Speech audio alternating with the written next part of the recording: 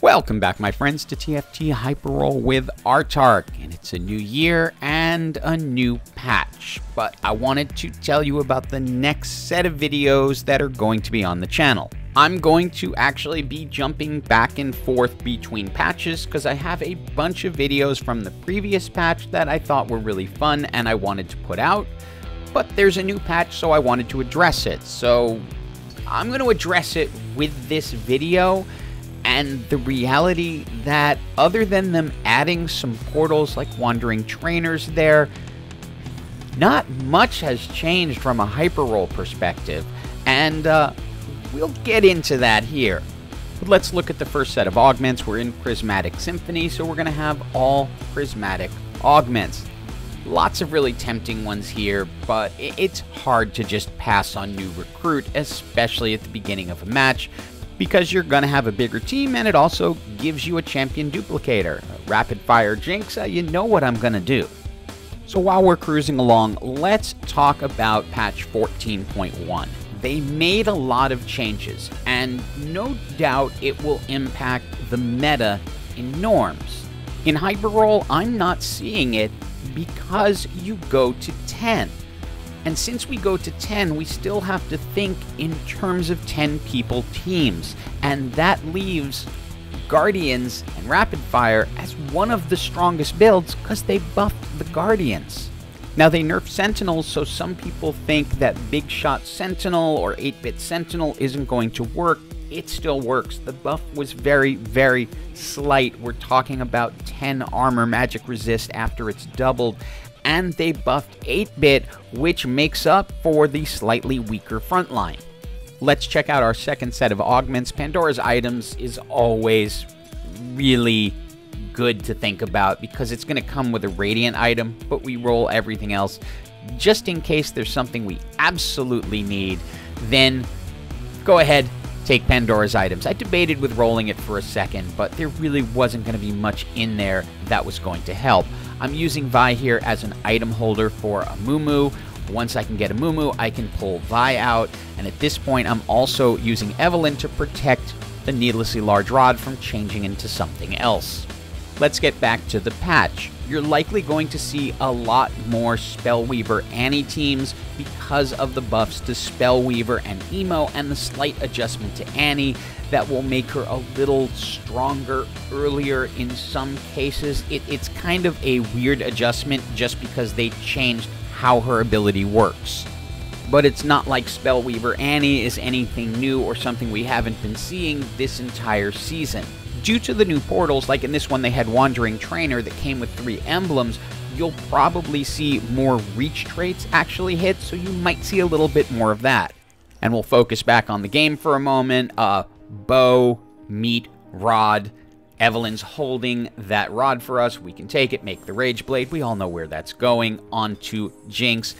And yes, I like Infinity Edge on Jinx because she can crit in either state, and it's just adding a lot of additional crit chance. The fact that it also allows ability to crit is a bonus, but don't be afraid of using it on Jinx because it'll allow her to crit a lot of her attacks. Oh, and I think you'll also see a lot more Executioner teams because their crit chance is increased to 100% at 4.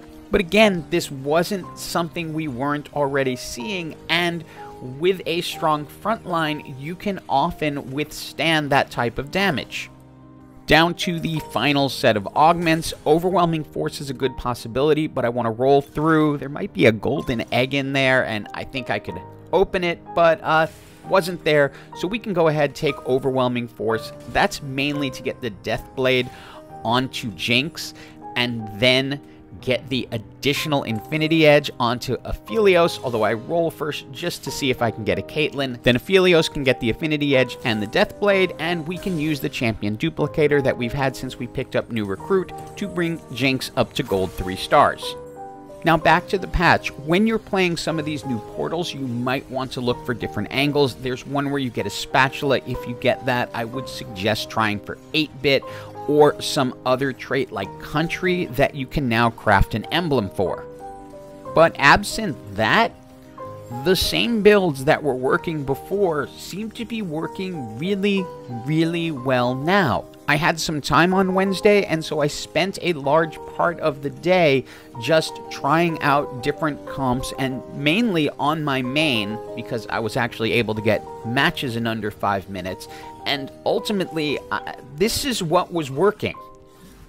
And I didn't really alter the strategy much at all. It's about getting a really strong Amumu in the center of the comp, loading up Jinx, and getting to 4 rapid fire and 6 Guardians along with Poppy to trigger Emo in Amumu.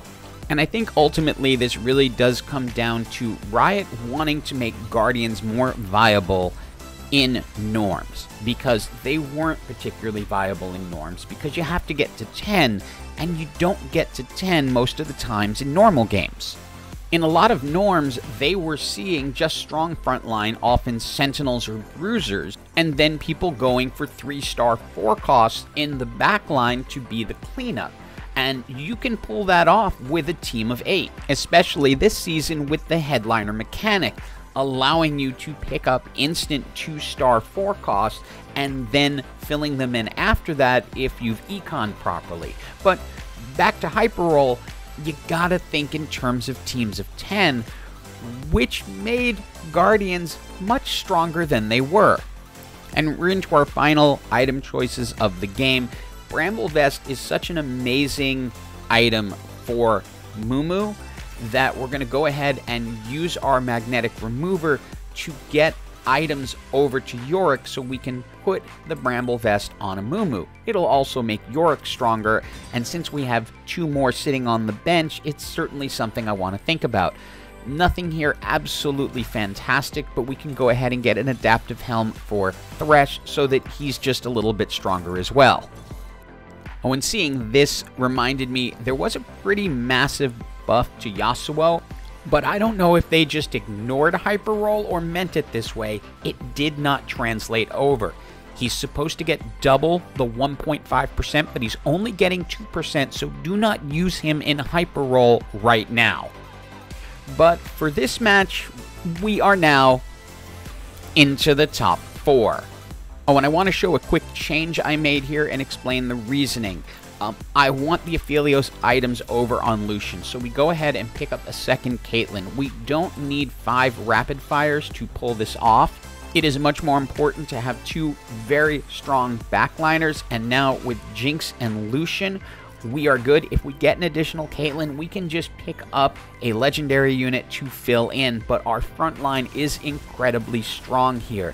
And now with Lucian fully itemized at 2 stars, yeah, he's going to be able to clear things out. We call it skill. Asked if I was the real Autarch, and yes I am, but also notice they are running Sentinels Big Shot, which is right here in the top 4.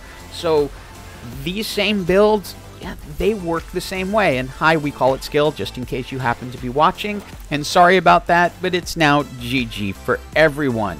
So, new patch, same strat.